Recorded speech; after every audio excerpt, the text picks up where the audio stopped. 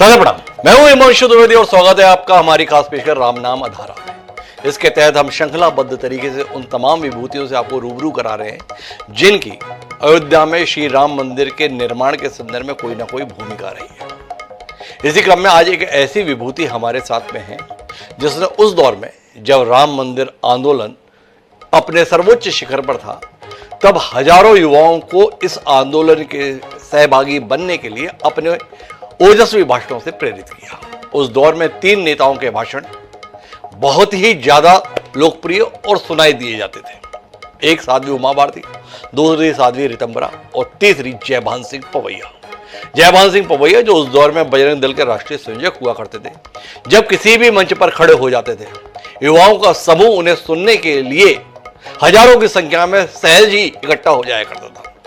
उन जयभान सिंह पवैया को बाद में हमने सांसद के तौर पर, मध्य प्रदेश शासन में मंत्री के तौर पर और वर्तमान में भारतीय जनता पार्टी के कद्दावर नेता के रूप में महाराष्ट्र के सह प्रभारी के रूप में भी देखा है। लेकिन आज भी जब जयभान सिंह पवैया का जिक्र आता है तो लोगों को बजरंग दल के राष्ट्रीय संयोजक जयभान सिंह पवैया ही याद आते हैं। ऐसी भूमिका उनकी इस आंदोलन में रही थी। वह अयोध्या के लिए कूच करने की तैयारी में है। इस प्राण प्रतिष्ठा समारोह में शिरकत करने के लिए लेकिन उससे पहले वह खास तौर पर हमारे साथ जुड़ रहे हैं उन तमाम मुद्दों पर बात करने के लिए जो कहीं ना कहीं इस आंदोलन से और वर्तमान के कार्यक्रम से जुड़ी हुई हैं। तो आपका बहुत बहुत स्वागत है पवैया जी हमारे इस खास कार्यक्रम में। और सबसे पहले जानना तो यही है, जिस आंदोलन को आपने अपने जीवन का ध्येय माना था, आज जिस मुकाम पर यह आंदोलन पहुंचा है और राम मंदिर की प्राण प्रतिष्ठा का आयोजन होने जा रहा है, आपकी कल्पना और वर्तमान के स्वरूप में कितनी समानता और कितनी असमानता? आपने जैसा सोचा था वैसा हो रहा है, उससे खराब हो रहा है, या कल्पना से भी बेहतर हो रहा है? क्या देख पा रहे हैं आप? देखिए, मैं और मेरे जैसे लाखों जी राम भक्तों की मनोदशा तो आज भारत में ऐसी है जैसी श्री राम जी के वनवास जाने के बाद अयोध्या के राजभवन की दहलीज पर बैठी मां कौशल्या की आंखों की हो गई थी। टकटकी लगाकर पथरा गई आंखें। और जब राम के आने पर कौशल्या की भाव विभलता जैसी थी, तो मेरे राम तो 498 साल बाद आ रहे हैं। वही छटपटाहट, वही तीव्र प्रतीक्षा आज पूरे भारत में है। और मैं तो ऐसा सोचता हूं जी कि बाकी सांसारिक चीजें, राजनीतिक चीजें छोड़ दीजिए, और मैं आज ये सत्य मन से स्वीकार करता हूं कि ये सही है कि हम जैसे हजारों युवाओं ने अपना स्वर्णिम जीवन का दिया प्रभु के काम में। पर ये उम्मीद तो मुझे भी नहीं थी कि इतनी जल्दी आंखों के सामने इस जीवन में राम मंदिर का निर्माण होते हुए हम देखेंगे। संकल्प अटल था, लेकिन ध्येय तक पहुंच जाएंगे ये विश्वास नहीं हो पा रहा था, क्योंकि हमारे विपरीत जो परिस्थितियां रही देश में, राजनीतिक परिस्थितियां भी, अदालतों की तारीखों से निराश हिंदू समाज, लगता नहीं था कि इतनी जल्दी फैसला हो जाएगा। पर प्रभु की कृपा है कि अयोध्या से न्योता आ गया है जी। और मैं 19 को जा रहा हूँ अयोध्या जी के लिए। जी, थोड़ा आपके साथ अतीत के पन्नों को पलटाना चाहता हूं जयभान सिंह जी। क्या ऐसी प्रेरणा हुई जिसके चलते जयभान सिंह पवैया जैसा युवा संभावनाशील चेहरा इस आंदोलन के साथ जुड़ गया? वो कौन सा घटनाक्रम था जिसने आपको इस आंदोलन के साथ जोड़ने का उपक्रम किया? देखिए, कभी कभी महापुरुषों के मुख से मैंने ये सुना है जी कि दुनिया में वही नहीं होता है जैसा आदमी सोच लेता है। नियति को हमसे क्या करवाना है, ये नियति के हाथ में होता है। मैं 1973 यानी जेपी मूवमेंट से लेकर 82 तक एबीवीपी में रहा जी, लेकिन मुझे संघ की प्रेरणा मिली, संघ का निर्देश मिला कि आपको विश्व हिंदू परिषद में काम करना है, और मेरा प्रवेश हो गया। उन दिनों राम जन्मभूमि आंदोलन की चर्चा शुरू नहीं हुई थी जी, लेकिन 1984 में ये अनुष्ठान शुरू हो गया सरयू जी के तट पर लाखों राम भक्त समुदाय और संत हमारे सामने सरयू जी का जल अंजलि में भरकर पहली शपथ खाई थी, और उसी दिन बजरंग दल का नाम भी संतों के मुख से प्रस्फुटित हुआ। सौगंध राम की खाते हैं हम, मंदिर वहीं बनाएंगे। बस आप समझ लीजिए कि 6 दिसंबर को बाबरी ध्वंस होने तक मुझे नहीं पता है, मैं डूब गया था उसमें जी।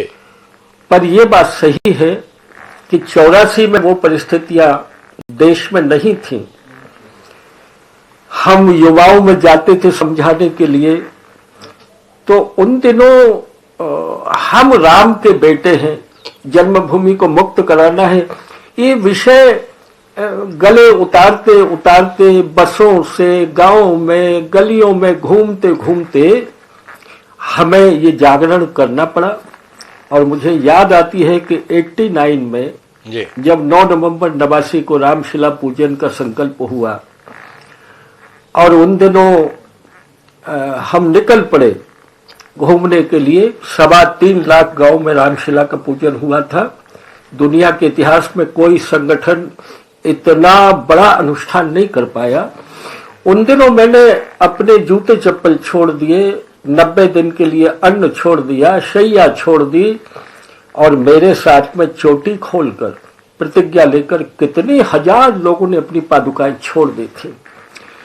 तो जन ज्वार उठने में 5-6 वर्ष का समय हमको लगा जी। पर यह सही है कि उस समय जय श्री राम का नारा लगाना ही कई सरकारों के लिए कम्युनल हो जाता था।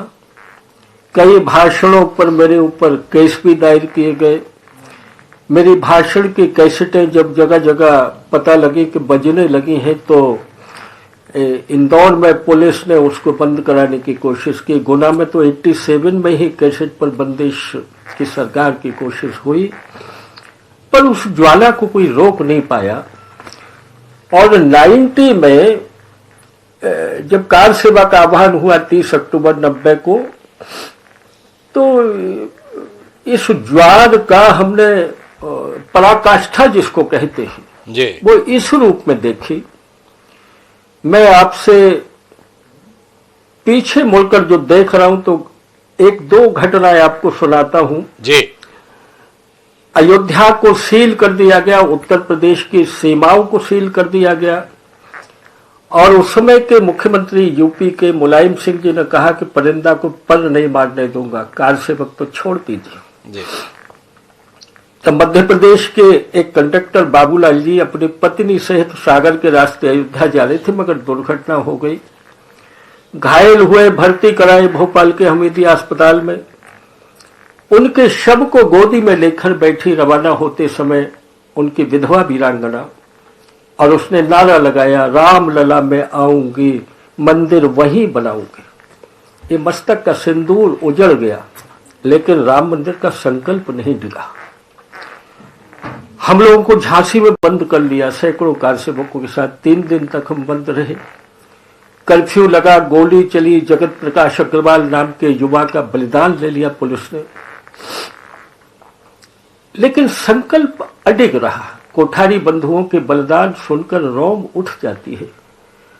28 लाशें अयोध्या की सड़कों पर 30 तारीख को बिछ गई।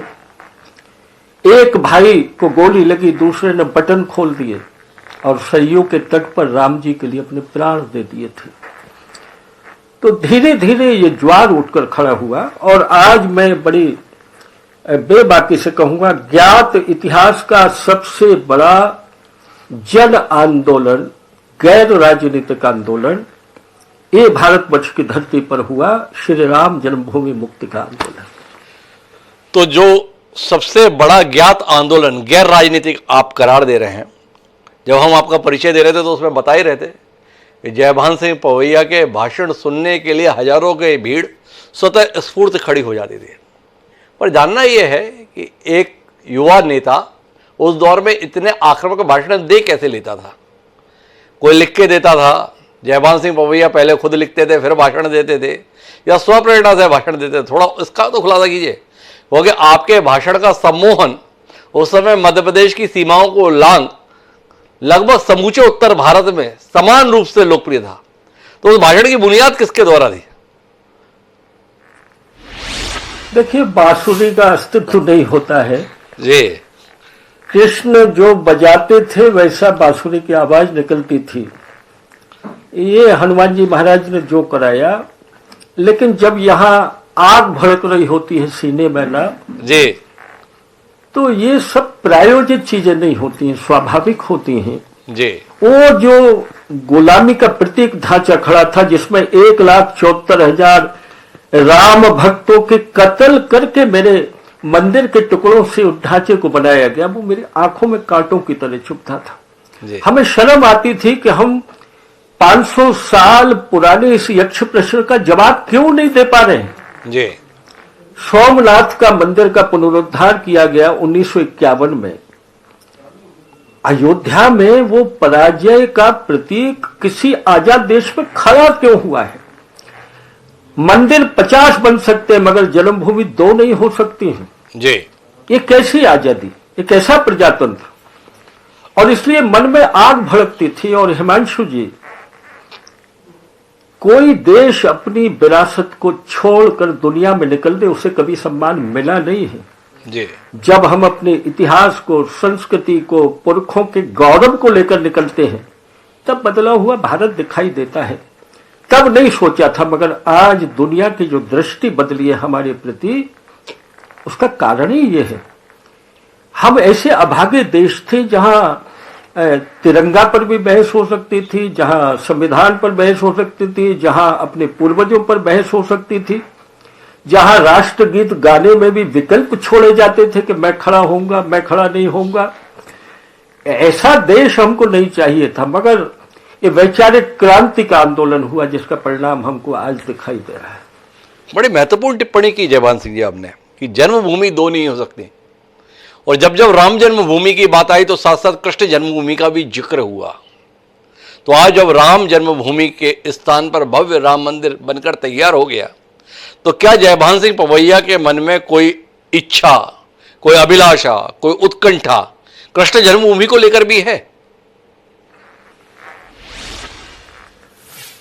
देखिए, बलिदानों की जरूरत तब पड़ी हमें जब देश जागा नहीं था इस तरह। राम जन्मभूमि के आंदोलन में कुछ रियासतें लड़ी, कुछ सैनिक लड़े, कुछ समूह संतों के लड़े, मगर कश्मीर से कन्याकुमारी और पुरी से गुवाहाटी तक का हिंदू उस समय एक होकर नहीं लड़ा था। 6 दिसंबर 92 को जो कुछ हुआ वो आसेतु हिमाचल जागरण का परिणाम था। आज परिस्थितियां ऐसी बनी हैं कि वही बलिदानों का रक्त हमारी इन इच्छाओं को पूरी करने वाला है जो देश के मन में है। और राष्ट्र की जो बची हुई इच्छाएं हैं जिनका जिक्र आप कर रहे हैं, मथुरा का, काशी विश्वनाथ जी का, ये सब इच्छाएं एक एक करके पूरी होंगी, विधिक रास्ते से होंगी, क्योंकि हमारे पास तथ्य है, हमारे पास प्रमाण है।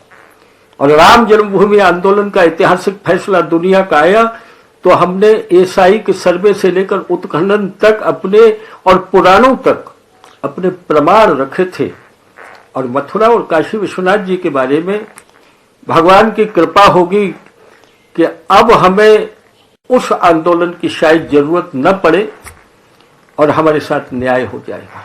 हमारे साथ न्याय हो जाएगा।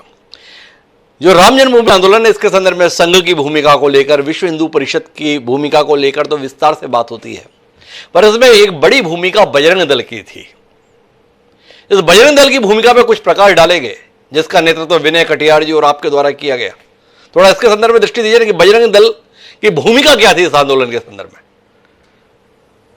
देखिए, अब आपने सवाल पूछा है तो मैं कहते कहते ये बात जरूर आपको बता दूं कि आज जो अक्षत वितरण का कार्यक्रम हो रहा है, घर घर जाकर जी 5 करोड़ गांवों में जाने वाले हैं, उस समय जब आंदोलन की व्यापकता जो हमें दिखी 3.25 लाख गांव जाने से, उस महापुरुष का नाम मैं जरूर बोल दूं, डॉक्टर हेडगेवार जी के समय निकले हुए प्रचारक मोरोपंजी पिंगले, जो विश्व हिंदू परिषद के गाइड थे जी। उनकी कल्पना और उनकी रचना का परिणाम वो था। और इसलिए संघ की नारायणी सेना जब लगती है तो वो दिखती नहीं है, परिणाम दिखते हैं। जी। उसी तरह जैसे कृष्ण भगवान की नारायणी सेना कुरुक्षेत्र में लड़ी, लेकिन युधिष्ठिर के माथे पर तिलक करके चुपचाप द्वारिका वापस चली गई। आपने बजरंग दल के बारे में पूछा है, तो ये सत्य है कि दो शक्तियां उस समय जागी जी। और हिंदू नायक अशोक जी सिंघल के आवाहन पर यह संभव हो सका। जी। पहला तो भारत का संत समाज, जिसमें विरक्त संत थे जो गंगा किनारे झाड़ी के नीचे लेटकर आसमान को छत मानकर, धरती को बिछौना मानकर और हाथ को तकिया मानकर अपना जीवन दे चुके थे भगवान के लिए। जी। वो भी उठकर गांव-गांव निकल पड़े। बड़े बड़े धर्माचार्यों ने अपनी कथाएं छोड़ दी। भजनानंदी संतों ने माला हाथ में पकड़ी, आश्रम छोड़कर गांव-गांव चल दिए। राजनेताओं से ज्यादा वाणी का प्रभाव आज भी हिंदुस्तान में है और उस समय हुआ। दूसरी बात ये कि युवा शक्ति भारत की बजरंग दल उसका पर्याय बन गया था। संतों ने कहा कि हमारी रक्षा कौन करेगा, हरावत दस्ता कौन बनेगा इस पूरे संघर्ष में, तो कहा युवा बनेगा। और इसलिए बजरंग दल अंकुरित हुआ 84 में, मगर देश का कोई राजनीतिक फ्रंट भी ऐसा नहीं था युवाओं का किसी पार्टी के पास जी। जितना बड़ा जन संगठन, मास ऑर्गेनाइजेशन बजरंग दल बन गया। जो हिंदू युवा है वो अपने आप को बजरंग दल का कार्यकर्ता बोलने लगा था। और इसलिए बजरंग दल की बहुत महती भूमिका रही। विश्व हिंदू परिषद का ही घटक है बजरंग दल तो। लेकिन युवाओं में जो आकर्षण, जो प्रभाव, जो विश्वास बजरंग दल के लिए था, माननीय अशोक जी सिंघल कहते मेरी आंखों के दो दो तारे ये हैं, साध्वी ऋतंभरा जी, उमा भारती जी, विनय कटियार और जयभान सिंह जी। और हमको देश के चारों कोनों में घूमने के लिए छोड़ दिया। तो बजरंग दल के नाम से जो आतंकवादी ताकतें थी, जो राम विरोधी ताकतें थी, उनके पाए हिल जाते थे। जी। और मैं स्वयं की कहूंगा, मैंने आक्रामक बोला होगा, मैंने हिंदू को जगाने के लिए ललकारा होगा राम विरोधियों को, पर असंसदीय भाषा का हमने कभी इस्तेमाल नहीं किया। जी। मैंने तर्कों के आधार पर बोला। और ये देशवासियों को मैं बताना चाहूंगा कि 1528 से लेकर 6 दिसंबर 92 तक मुसलमानों के एक धार्मिक स्थल पर खरोच की भी घटना नहीं हुई है। 2.25 लाख कारसेवक अयोध्या में मौजूद थे। 6 दिसंबर को एक परधर्मी भाई बहन की तरफ उंगली भी अगर उठाई हो, हमने अपनी गर्दन कटवाई, हमने गोलियां खाई अपने भगवान के मंदिर के लिए। जो राम जन्मभूमि का मंदिर है, जो ढांचा जहां खड़ा था, उसका इस्लाम से कोई वास्ता नहीं था। हमने अपने भगवान के स्थान की लड़ाई लड़ी थी। और इसलिए बजरंग दल एक संगठित शक्ति के रूप में, एक आक्रामक शक्ति के रूप में भारत में उसका उद्भव हुआ था उस समय, और उसका परिणाम भी हमको देखने को मिला। थोड़ा विषयांतर हो जाएगा जयभान जी, लेकिन अगर ये सवाल नहीं पूछूंगा तो थोड़ी बेईमानी हो जाएगी। जिस बजरंग दल की राम मंदिर मुक्ति आंदोलन में इतनी महती भूमिका थी, जिस समय पर विनय कटियार और जयभान सिंह पवैया इस संगठन का नेतृत्व कर रहे थे, तो वह इस देश के क्षितिज पर सूर्य की तरह चमक रहा था। वो बजरंग दल आज तारे की तरह टिमटिमाता भी दिखाई नहीं देता, अन्यथा नहीं लेंगे। क्या ऐसी परिस्थिति बनी जिसके चलते बजरंग दल उतना प्रासंगिक या वैसी मौजूदगी उसकी दिखाई नहीं दे रही? इस पर कोई दृष्टि आप देना चाहेंगे? क्योंकि अगर आपसे ना पूछूं तो किससे पूछूं? अपनी ढांचे की ईंट ढूंढी जा रही है। मुझे 3 महीने तक मालवा में घर बदल बदल कर फरार रहना पड़ा। मुझे आदेश था दिल्ली से कि गिरफ्तारी नहीं देनी। जी। एक ईंट के टुकड़े के लिए, कलंक की ईंट के टुकड़े के लिए उत्पीड़न हुए, हमको लांछित किया गया, हमको अपराधी की तरह देखा गया। और 2020 में जाकर हमें न्याय मिला है, जिसमें मुझे एक बड़ा सौभाग्य मिला कि देश के जब 7 दिसंबर 93 को 7 नेता बंद किए गए, आडवाणी जी, कल्याण सिंह जी, डॉक्टर मुरली मनोहर जोशी जी, आचार्य गिरिराज किशोर जी, विनय कटियार जी, उनमें ये शरीर भी शामिल था। 14 दिन तक हमको चुनार के किले में जेल बना के बंद रखा, उससे पहले लखनऊ के जेल में रखा, माता टीला के जेल में रखा, बदल बदल कर सरकार उठाकर हमको ले जाती थी। 2020 में एक चिट भी, प्रमाण का एक कागज भी सीबीआई और उस समय की कांग्रेस की सरकार ने जो कूट रचित बनाया था पूरा प्रकरण, उसमें दे नहीं पाई। तो ऐसा लगा जैसे यातनाएं दी जा रही। कई मौके आए, मुझे बहुत भागना पड़ा वेश बदल बदल कर। मैं प्रकट होता था जीन का पैंट पहने, टोपी लगाकर, ग्वालियर में प्रेस कॉन्फ्रेंस लेके भाग जाता था, बसों में बैठकर, ट्रकों में बैठकर। आज सारे देश को लग रहा है और इसलिए लगता है कि हम आजादी के आंदोलन की कहानियां पढ़ते हैं। न जाने कितने हजार लोगों ने आजादी के आंदोलन की तरह अपने आप को इस गौरव को खड़ा करने में वर्षों तक संघर्ष किया है। माताओं ने लाल गंवाए हैं, परिवार उजड़ गए थे। जी। तो भैया आपने काफी विस्तार से बताया, लेकिन एक पहेली है जिसका उत्तर आपसे चाहिए। जब कोई संगठन कोई आंदोलन करता है और वो आंदोलन सफल भी हो जाता है तो उस संगठन का तो और विस्तार दिखता है, पर जिस बजरंग दल ने इस राम जन्मभूमि मुक्ति आंदोलन में इतनी महती भूमिका निभाई, वो बजरंग दल अब उतना प्रभावी दिखाई नहीं देता, उसकी उपस्थिति दिखाई नहीं देती, उसका समाज पर प्रभाव नहीं दिखाई देता। क्या ऐसी परिस्थिति बनी जिसके तहत जिस बजरंग दल को आपने खून पसीने से सींचा था वो अब अपनी उपस्थिति वैसी दर्ज नहीं करा था? देखिए, ऐसा है कि बजरंग दल की जो इमेज समाज पर बनी प्रारंभ काल में जी, ये जन्मभूमि आंदोलन में उसकी अग्रणी भूमिका के कारण देश ने केवल एक पहलू बजरंग दल का जाना जी। और दूसरी बात मैं ये कहूंगा कि भारत के, स्वतंत्र भारत के समय में अलग अलग आंदोलनों का अलग अलग युगों में दौर चला है। जैसे हम 67 की बात करें तो तब से लेकर इमरजेंसी तक ये छात्र आंदोलन का युग था जी। उस समय जो छात्र आंदोलनों की पहचान थी वो आंदोलनों के कारण समाज के सामने उस प्रकार से आई और उनकी शक्ति दिखाई देती थी जी। हिंदू आंदोलन का ज्वार खड़ा हुआ 84 से तो 92 तक उसका क्लाइमैक्स हमको दिखा और बजरंग दल उसमें अग्रिम पंक्ति में युवाओं की अगुवाई करते हुए दिखता था जी। दूसरी बात यह कि आंदोलन के युग में हमारे प्रतिकूल परिस्थितियां थी, राम विरोधी सरकारें थी, केंद्र से लेकर यूपी में भी 90 में वही परिस्थितियां थी। इसलिए संघर्ष और आंदोलन की खबरें जो समाज के सामने आती है उसमें प्रखरता से उसका नाम आता है संगठन का जी। बजरंग दल आज भी उतने ही बड़े अस्तित्व में मौजूद है, लेकिन विश्व हिंदू परिषद के एक आयाम के रूप में देश भर में युवाओं में वैचारिक प्रतिबद्धता के लिए, रचनात्मक कामों के लिए, मंदिर की रक्षा के लिए, गौ की रक्षा के लिए उतना ही काम कर रहा है। हर समय अयोध्या आंदोलन नहीं होता है कि पूरे देश में व्यापक आंदोलन में सड़कों पर बजरंग दल दिखाई दे। इसलिए ये इस तरह की बात पैदा होती है कि वो बजरंग दल नहीं दिख रहा है। आज भैया मंदिर बनाने के लिए केंद्र सरकार भी उद्यत है, योगी जी दुल्हन की तरह अयोध्या सजा रहे हैं। अब तो हमें नारे लगाकर सड़क पर खड़े होने की हर समय तो जरूरत नहीं पड़ती जी। तो अपने मान बिंदुओं की रक्षा के लिए बजरंग दल आज भी उतना ही उद्यत है। कंस्ट्रक्टिव वर्क में पहाड़ी क्षेत्र तक, नॉर्थ ईस्ट तक बजरंग दल काम करता है।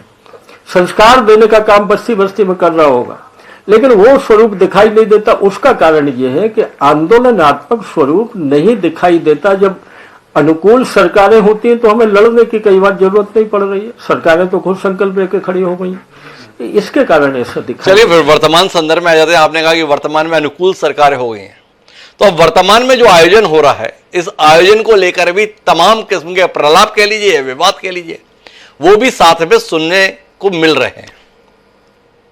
सबसे बड़ा जो प्रलाप है या विवाद है कि लोकार्पण कौन करे, इस बात को लेकर है। प्रधानमंत्री नरेंद्र मोदी जी के द्वारा इस लोकार्पण कार्य को संपन्न किया जा रहा है।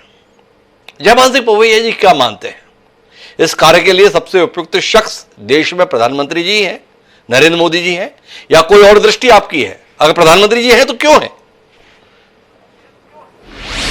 1951 में तो डॉक्टर राजेंद्र प्रसाद जी ही सोमनाथ गए थे, जिन्हें नेहरू जी ने रोकने की कोशिश की थी जी। उस समय वैसे प्रधानमंत्री भारत में नहीं थे, उनको तो ये अशुभ दिखाई दे रहा था जी। आज के प्रधानमंत्री इस देश में प्रजातंत्र में देश के सर्वोच्च सत्ताधीश हैं।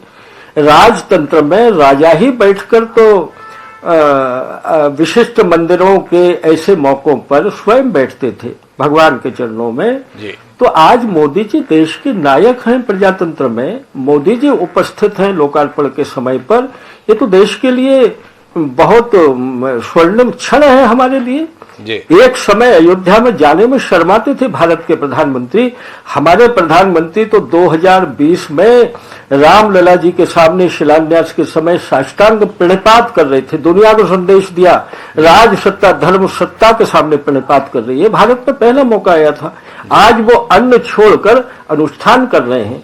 देखिए, मुख्य यजमान तो अनिल मिश्रा जी हैं जी, जो आज से पूरी क्रियाओं में शामिल हैं। राम जन्मभूमि तीर्थ क्षेत्र ने जिनको चुना यजमान, रामानंद वैष्णव संप्रदाय का स्थान है, संतों ने जो तय किया।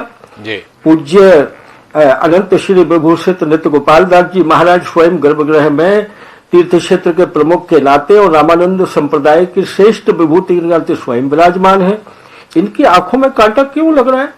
जी। भारत के प्रतीक है प्रजातंत्र में, वो सत्ताधीश है सबसे बड़े देश के। वो रामलला के चरणों में नहीं बैठे, ये कहाँ का तर्क है? ये अपशकुन क्यों किया जा रहा है? ये उत्सव के क्षणों में निमंत्रण पत्र ठुकराने का अपराध क्यों किया जा रहा है? क्या भारत क्षमा कर पाएगा ऐसे लोगों को? इस पर भी मैं आऊंगा, पर इससे पहले थोड़ा विस्तार और चाहता हूं मैं जयभान सिंह पवैया जी से कि आज जो अवसर उपलब्ध हो रहा है इस भारत देश को, उसमें नरेंद्र मोदी जी की भूमिका को जयभान सिंह पवैया किस दृष्टि से देखते हैं? क्या भूमिका निभाई नरेंद्र मोदी जी के प्रधानमंत्री बनने ने, या उससे पहले एक संघ के स्वयंसेवक के तौर पर? इस पर दृष्टि जयभान सिंह पवैया जी से मिले। देखिए, वो प्रधानमंत्री तो बाद में बने हैं जी। जब वो भारतीय जनता पार्टी के संगठक थे जी। और देश में किसी राष्ट्रीय राजनीतिक दल ने बीड़ा उठाया और राम रथ यात्रा आडवाणी जी के नेतृत्व में सोमनाथ जी से निकली अयोध्या जी के लिए, उस समय उस रथ यात्रा के प्रभारी के नाते यही कार्यसेवक मोदी जी राम जन्मभूमि के उस संकल्प में काम कर रहे थे। जी।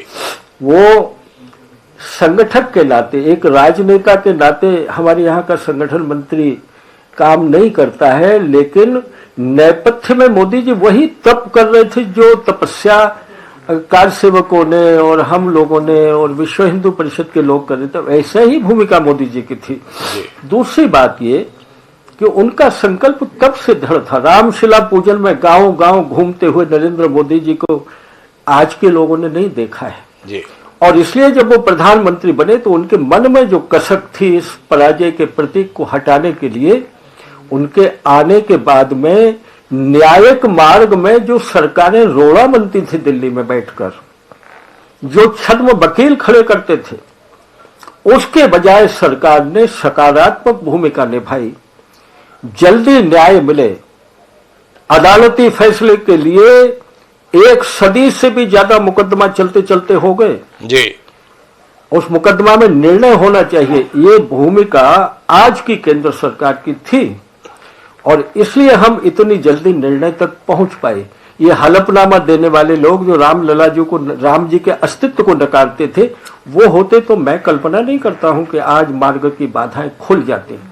और दूसरी बात है कि अपने को छद्म सेकुलर साबित करने के लिए मेरे देश के आज के प्रधानमंत्री जी ने कोई संकोच नहीं दिखाया है। शिलान्यास के समय भी धरती में लोटपोट हुए वो रामलला जी के सामने मोदी जी का बहुत खुला हुआ विजन है इस मामले में जी। और इसलिए उनका अधिकार भी बनता है।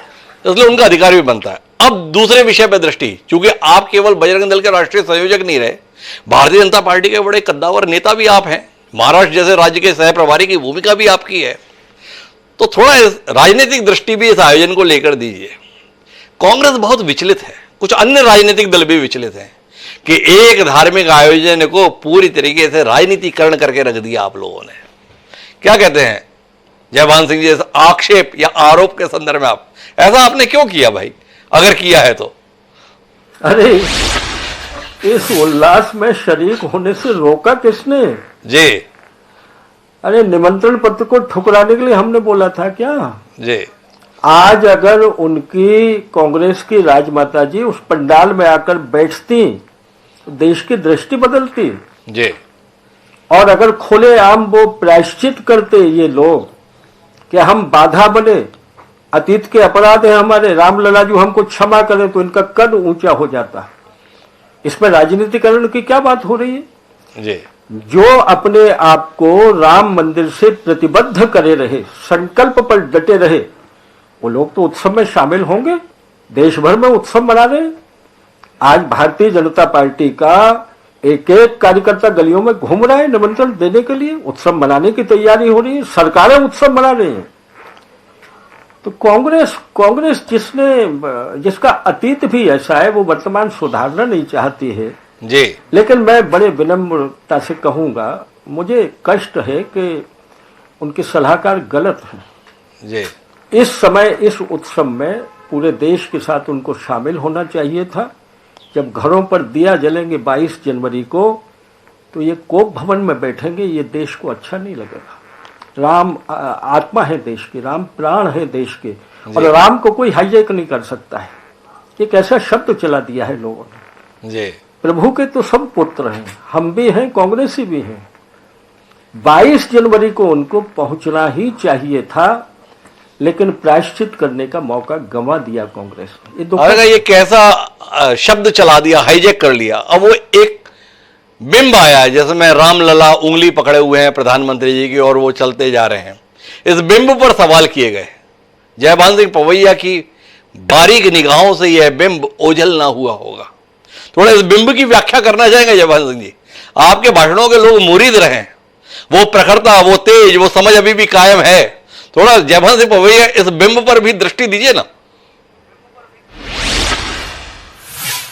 देखिए, जिस प्रभु ने इस चराचर को उपजाया है जी, उस प्रभु को भक्त के नाते तो कोई भी अपना बना सकता है जी, लेकिन दूसरे के नहीं होंगे राम, ये भ्रम तो किसी के मन में नहीं है भैया जी। राम जी तो सबके हैं, और राम जी तो हिंदू के भी है, मुसलमान के भी है, ईसाई के भी है। वो ब्रह्म जो 100 करोड़ ब्रह्मांडों का नायक है, उस प्रभु को कौन कैद कर सकता जी। प्रभु तो भक्ति के अधीन है। भक्तों ने तो भगवान कृष्ण को अहीर की छोहरिया ने छचिया बड़ छाछ पर भगवान को नृत्य कराया। भक्त कवियों ने लिखा है जी। तो मेरे प्रभु को तो जो प्रेम करेगा प्रभु उसके हो जाते हैं। अब ये बहुत छोटी बातों में राजनीति, ये मुद्दे गौण है आज, ये मुद्दे गौण। मैं आखिरी बातचीत की तरफ आता हूं जयभान सिंह जी, आपने काफी लंबा समय दिया हमको। लोग इस राम मंदिर की प्राण प्रतिष्ठा को चुनाव के साथ जोड़कर देख रहे हैं। कई लोग सवाल उठा रहे हैं, मंदिर पूरा नहीं हुआ, ऐसी क्या हड़बड़ाहट थी जो अभी प्राण प्रतिष्ठा करनी थी। फिर बोले कि प्राण प्रतिष्ठा मुहूर्त देखकर नहीं हो रही, चुनाव आयोग की तारीख देखकर हो रही है। जयभान सिंह पवैया जी इन आरोपों को कैसे खारिज करेंगे? क्योंकि हम भगवान को टेंट में क्यों रखेंगे जी, जब शास्त्र सम्मत ये है कि गर्भगृह निर्माण होने के बाद में सोमनाथ जी का अभिषेक करके मंदिर वहां बनाया गया जी, स्थापना हो गई जी। पावागढ़ की माता जी का गर्भगृह तैयार होने के बाद आज के ही युग में शास्त्र सम्मत स्थापना करने के बाद में पूजा शुरू हो गई। मंदिर के बाकी के हिस्से बाद में बनते हैं, वहां तो केवल गर्भगृह के बाद सोमनाथ जी में अभिषेक शुरू हो गया था, लेकिन यहाँ तो नृत्य मंडप और पहला तल पूरा बन गया है। अब क्या हम 3 मंजिल बनने तक रामलला जी को और भी टेंट में रखें? ये किसकी मर्जी है? ये तो चाहते नहीं है कि टेंट से बाहर निकले। हम अपने भगवान की उपेक्षा कब तक झेलेंगे? और इसलिए भारत के किसी शास्त्री ने शास्त्र सम्मत इसको नहीं बताया होगा, ऐसा कोई उदाहरण नहीं है। जिनका अहंकार किसी का बोल रहा हो, वो अनर्गल बातें कर रहे हों, उसका कोई जवाब नहीं होता है। लेकिन शास्त्र सम्मत है। और कल तो सोमपुरा जी जिन्होंने सारे मंदिरों का निर्माण किया, सोमनाथ से लेकर पावागढ़ तक, आज अयोध्या जी में। उन्होंने कहा कि ऐसा ही हुआ है बाकी के सब मंदिरों में कि गर्भगृह का निर्माण होने के बाद भगवान की स्थापना हो जाती है, मंदिर के बाकी के जो हिस्से होते हैं उनका निर्माण होता रहेगा। अगर लोकसभा चुनाव आ रहे हैं जी, तो चिंता जिनको हो रही है उनको ये सोचना चाहिए कि जब पूरा देश राम जी से अपने मन को जोड़े हुए है तो वो ये बेसुरे गीत क्यों गा रहे हैं जी, वो देश की नब्ज को समझें। जी, राम हमारी श्वास में बसा है और भारत की इच्छाओं के प्रतिकूल अगर ये इस तरह की बातें करेंगे तो नफा घाटा उनको होगा, वो जाने। लेकिन जो राम के लिए मैदान में खड़े हुए, अगर सब आकर खड़े हो जाते, राजनीतिक मुद्दा बनता ही नहीं है। आप अयोध्या की ओर यात्रा करा रहे हैं, राहुल गांधी जी मणिपुर से मुंबई की यात्रा पर निकल चुके हैं, इधर अयोध्या की उधर मणिपुर से मुंबई की, कोई दृष्टि तो होगी जयभान सिंह जी की? नहीं, हमारी दृष्टि तो यह है कि उनकी यात्रा जितनी लंबी हो जाए और कुछ राज्यों से गुजर जाए तो हमारा काम कम हो जाता है, क्योंकि वो छत्तीसगढ़ और मध्य प्रदेश और राजस्थान से गुजर के गए थे तो हमारी तो मेहनत कम होती है। जहां जहां राहुल जी के चरण पड़ जाए, राहुल जी के सलाहकार ठीक नहीं है जो मुझे लगता है। क्या बात है, जयभान सिंह जी का आजकल मेहनत करने का मन नहीं रहा गया, उम्र हावी हो गई, जो आपने कहा कि थोड़ा हमारी मेहनत कम हो जाएगी। जयभान सिंह जी कब से कम मेहनत के आह्वान करने लगे? नहीं, जयभान सिंह कहाँ आता है, भारतीय जनता पार्टी की मेहनत कम हो जाती है जी, बहुत अच्छा जी है। राहुल जी के तो ऐसा कुछ बोल जाते हैं कि हमको तो कुछ बोलने नहीं पड़ता है। चलिए, मैं अब आखिरी सवाल पर आता हूं जयभान सिंह पवैया जी। 22 तारीख को आप उन सौभाग्यशाली लोगों में से हैं जो साक्षात इस प्राण प्रतिष्ठा समारोह का हिस्सा बनेंगे, पर देशवासियों से इस मौके पर राम जन्मभूमि मुक्ति आंदोलन का नायक जयभान सिंह पवैया क्या कुछ आह्वान करना चाहेगा, क्या कुछ आग्रह करना चाहेगा? आप हैं और हमारे दर्शक हैं, क्या कहना चाहेंगे आप हमारे दर्शकों को जयभान सिंह जी इस मौके पर? मेरे प्रारब्ध के पुण्य होंगे और मेरे संगठन की विचार परिवार की कृपा है कि मैं अयोध्या जी जा रहा हूँ। 19 तारीख को कार सेवकों पर फूल वर्षा के ग्वालियर से अयोध्या प्रस्थान कर रहा हूँ। 22 को उन पलों में मैं वहां पर बैठूंगा संतों के चरणों में। मेरा इतना ही कहना है जी। और देखिए, नायक वायक शब्द तो हमारे लिए तो बहुत संकोच पैदा करने वाले थे। अकेचन दास हूं मैं तो जी। रामलला जी के चरणों की रज रज का भी टुकड़ा नहीं हो, इतनी भी पात्रता हम में नहीं है। लेकिन आज जिस तरह पूरा देश झूम कर खड़ा हुआ है, अपने घरों पर दिवाली से कम प्रकाश नहीं दिखना चाहिए, घर घर दिवाली हो जाए। और ये इसलिए जरूरी है कि जब मुगलों की तलवारों ने हमारे मंदिरों को लूटा, चोटियों को काटा, जनेऊओं को तोड़ा, डोलियों को लूटा, उस समय भारत जिंदा रहा तो संस्कृति के इन्हीं दियों से जिंदा रहा। भारत जिंदा रहा तो मंदिर के खंडहरों की हम परिक्रमा करते रहे, मगर कुंभ के स्नानों को नहीं छोड़ा, सिंगस्त को नहीं छोड़ा। ये जो संस्कृति का धागा है ना, ये जो गर्व करने के हमारा स्वभाव है अपने इतिहास पर, अपने धर्म पर, इस धागे को मजबूत करने का एक मौका आया है। और इसलिए घर घर में बैठकर उल्लास मनाया जाना चाहिए और उन क्षणों को बैठकर टेलीविजन पर पूरे भारत को देखना चाहिए। उसी तरह जैसे रामानंद सागर जी के रामायण के समय कर्फ्यू लग जाता था देश की सड़कों पर, 22 तारीख को ये दृश्य पैदा होना चाहिए भारत में। तो जयभान सिंह पवैया भावुक होकर देशवासियों से यह आह्वान कर रहे हैं 22 जनवरी के लिए कि जो उजाला आपके घरों में दिवाली के दिन दिखाई दिया, उससे कम उजाला 22 जनवरी को आपके घर में नहीं दिखना चाहिए। ये जयभान सिंह पवैया, जिनकी एक महती भूमिका थी राम जन्मभूमि मुक्ति आंदोलन में, उनका विनम्र आह्वान है। पवैया जी, आपका बहुत बहुत धन्यवाद इतनी व्यस्तताओं के बीच हमारे साथ जुड़ने के लिए और अपने विचारों को हमारे साथ साझा करने के लिए। तो राम नाम अधारा के तहत आज के इस कार्यक्रम में इतना ही। मुझे दीजिए याद, जल्द मिलते हैं फिर नई विभूति से, तब तक के लिए सादा प्रणाम।